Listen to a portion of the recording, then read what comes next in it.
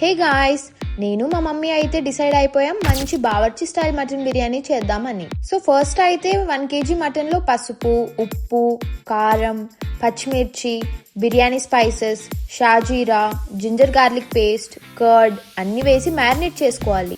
ఇలా మ్యారినేట్ చేసుకుంటే mutton pieces జ్యూసీగా మంచి టెక్స్చర్తో ఉంటుంది.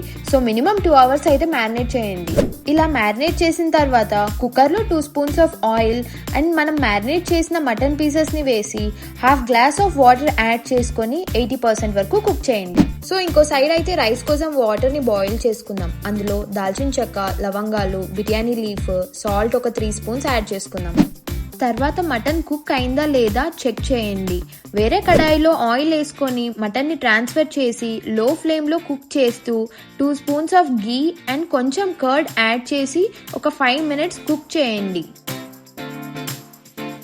1 kg మటన్కి 1 kg రైస్ సోక్ చేసి బాయిలింగ్ వాటర్లో ట్రాన్స్ఫర్ చేయండి. పుదీనా, కొత్తిమీర యాడ్ చేసుకోండి. సో రైస్ అయితే 80% వరకు కుక్ అయ్యేలా చూసుకోండి.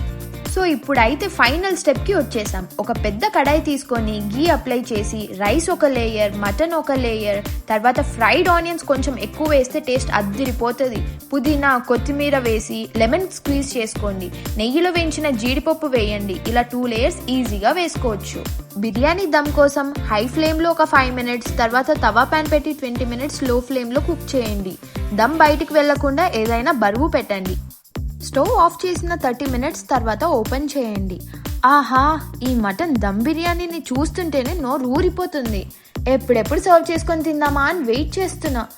అసలు తింటుంటే జ్యూసీగా ఎంత పర్ఫెక్ట్గా ఉందో. సో మీరు కూడా ట్రై చేసి ఎలా ఉందో కామెంట్స్లో చెప్పండి. Okay, tata, bye.